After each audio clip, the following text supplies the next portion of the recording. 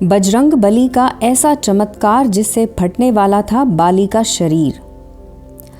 शास्त्रों के अनुसार त्रेता युग में किष्किंधा नगरी पर वानर राज ऋक्ष का शासन था। ब्रह्मदेव के वरदान और अंश से ऋक्षराज को बाली और सुग्रीव नाम के 2 पुत्र प्राप्त हुए। बाली को देवराज इंद्र ने ब्रह्मदेव के मंत्रों वाला एक हार वरदान स्वरूप दिया था। इस हार की खूबी ये थी कि जब भी बाली वो हार पहनकर युद्ध लड़ेगा तो सामने वाले योद्धा की आधी शक्ति उसके शरीर में समाहित हो जाएगी।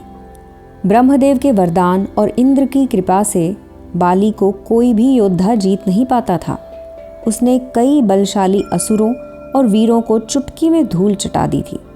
अपनी ताकत के घमंड में किष्किंधा के युवराज बाली ने उत्पात मचाना शुरू कर दिया।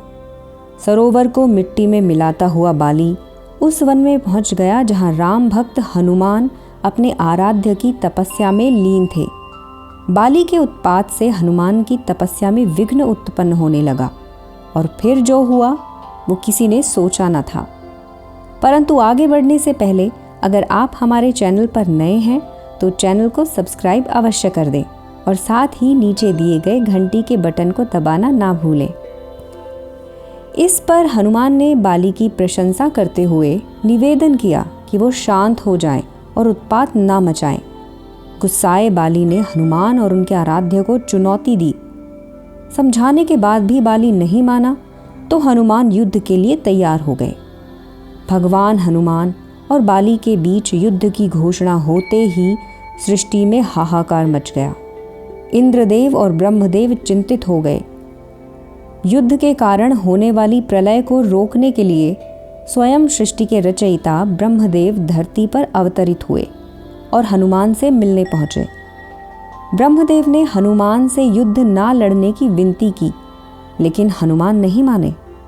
हनुमान ने कहा कि बाली ने यदि उनका अपमान किया होता तो वो उसे क्षमा कर देते, लेकिन बाली ने अहंकार में आकर उनके आराध्य को कटुवचन कहे हैं तो उसे इसका परिणाम भुगतना ही होगा।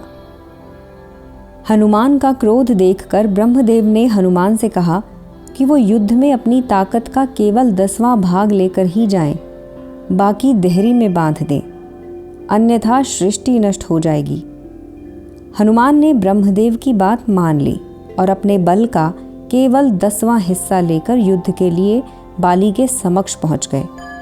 विरोधी योद्धा का आधा बल हासिल करने का वरदान पाने वाला बाली जब युद्ध के लिए हनुमान के सामने आया तो हनुमान का आधा बल उसके शरीर में समा गया।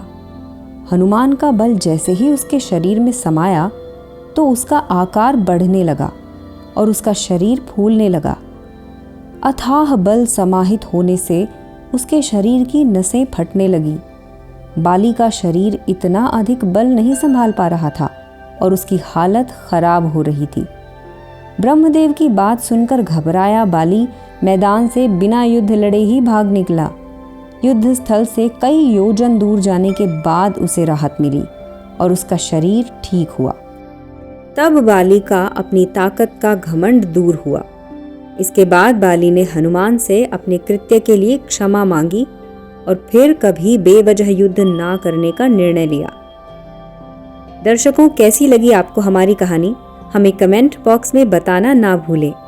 ऐसे ही रोचक तथ्यों एवं सत्य घटना पर आधारित कहानियों की जानकारी सबसे पहले पाने के लिए हमारे चैनल को सब्सक्राइब करें और नीचे दिए घंटी के बटन को अवश्य दबा दें।